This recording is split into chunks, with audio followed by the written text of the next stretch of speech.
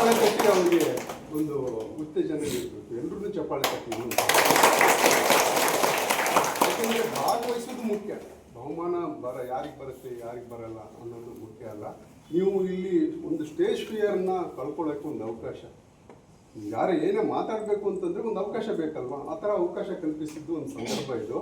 ನೀವು ಎಲ್ಲಿ ತಪ್ಪು ತಡೆಗಳು ಏನಾಗಿದೆ ಅಂತ ನೀವೇ ಯೋಚನೆ ಮಾಡಿಕೊಂಡು ಅದನ್ನು ತಿದ್ದುಕೊಂಡು ಮುಂದಲ್ಲಿ ನೀವು ಒಳ್ಳೆಯ ವಾಗ್ಮಿಗಳಾಗಿ ಮುಂದುವರಿಬೋದು ಅಂತ ನಮಗಾದ್ರೂ ಕಂಡು ಬಂದಿದೆ. ಇಲ್ಲಿ ನಾವು 3 ಬಹುಮಾನಗಳನ್ನು ಘೋಷಣೆ ಮಾಡಿದ್ವಿ. ಆದರೆ ಸಾಂದರ್ಭಿಕವಾಗಿ 4 ಬಹುಮಾನಗಳು ಕೊಡೋದು ಬಂದಿದೆ. ಕಾರಣ ಏನಂತಂದರೆ ತುಂಬ ಚೆನ್ನಾಗಿ ಉತ್ಸಾಹದಿಂದ ಭಾಗವಹಿಸಿ ಹತ್ತತ್ರದಲ್ಲೇ ಚೆನ್ನಾಗಿ ಮಾತಾಡಿದ್ದೆ. ಅದರಿಂದಾಗಿ ಒಂದು ಕಾನ್ಸಲೇಷನ್ ಪ್ರೈಸ್ ಕೊಡ್ತಾ ಇದ್ದೆ 4ನೇ ನಮ್ಮ ಶರಣ ಸಾಹಿತ್ಯ ಪರಿಷತ್ತರ ಅಧ್ಯಕ್ಷರು ಮತ್ತು ಕಾರ್ಯಕಾರಿ ಸದಸ್ಯರ ಒಪ್ಪಿಗೆ ಪಡೆದು ಇನ್ನೊಂದು 4ನೇ ಬಹುಮಾನನ ಘೋಷಣೆ ಮಾಡಿದ್ದೀವಿ. ಅದು ಸೃಷ್ಟಿ ಅನ್ನೋರು ಸೃಷ್ಟಿ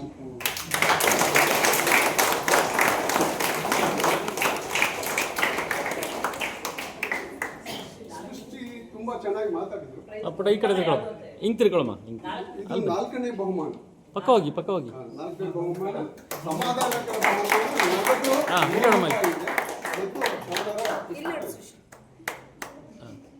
okay, ready, thank you.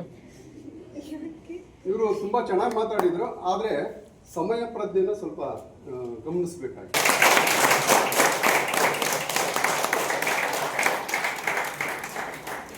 Allama ಪ್ರಭುದೇವರ ವಚನನ ಬಹಳ ಸಮರ್ಪಕವಾಗಿ ಹೇಳ್ಕೊಟ್ರು. ಬಹಳ ಪ್ರಯತ್ನ ಮಾಡಿದ್ರು, ಜ್ಞಾಪಿಸ್ಕೊಂಡು ಅದು ಬಿಡಬಾರ್ದು.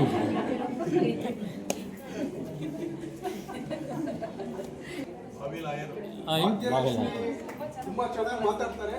ಆದರೆ ಸಮಯ ಪ್ರಜ್ಞೆನ, ಯಾಕೆಂದ್ರೆ ನೀವು ಒಂದು ಗಮನಿಸಬೇಕು, ಇವತ್ತಿನ ಉಪನ್ಯಾಸಕ್ಕೆ ಕರೆದಿರತಕ್ಕಂಥ ಉಪನ್ಯಾಸಕರು ಕೂಡ ಆ ನಿರ್ದಿಷ್ಟ ಸಮಯದಲ್ಲಿ ಹೆಂಗೆ ಎಫೆಕ್ಟಿವ್ ಆಗಿ ಮಾಡಿದ್ರೆ ಅದು ಮುಖ್ಯ. ಆಮೇಲೆ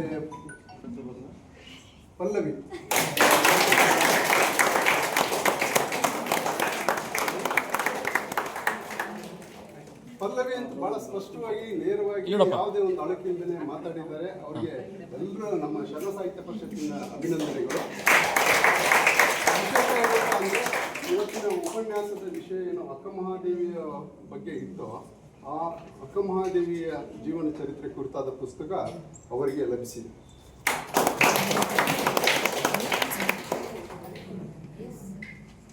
ಬಹುಮಾನ ವಿಜೇತರಿಗೆ ಮತ್ತು ಭಾಗವಹಿಸಿದ ಎಲ್ಲರಿಗೂ ಮತ್ತೊಮ್ಮೆ ಧನ್ಯವಾದಗಳನ್ನು ಅರ್ಪಿಸ್ತೀನಿ. ನಮಗೆ ನಿಮಗೆಲ್ಲ ನಮಗೂ ಕೂಡ ಒಂದು ಅವಕಾಶ ಕೊಟ್ಟಿದ್ದಕ್ಕೆ ಶರಣ ಸಾಹಿತ್ಯ ಪರಿಷತ್ ಎಲ್ಲ ಪದಾಧಿಕಾರಿಗಳಿಗೂ ವಂದಿಸ್ತೀನಿ. ಕಾರ್ಯಕ್ರಮದ ಮುಕ್ತಾಯದ ಹಂತದಲ್ಲಿದ್ದೀವಿ. ಮುಂದಿನ ಕಾರ್ಯಕ್ರಮ ಕಾರ್ಯದರ್ಶಿಗಳು ಹೇಳಿ.